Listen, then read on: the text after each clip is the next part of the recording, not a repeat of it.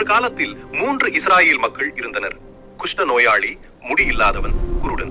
அவர்களை சோதிக்க அல்லாஹ் ஒரு மலக்கை வானவரை அனுப்பினான். உனக்கு என்ன வேண்டும்?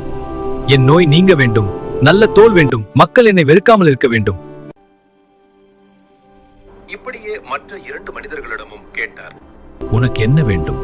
என் தலையில் முடி வளர வேண்டும். உனக்கு என்ன வேண்டும்? அல்லாஹ் என் பார்வையை திருப்பி தர வேண்டும்.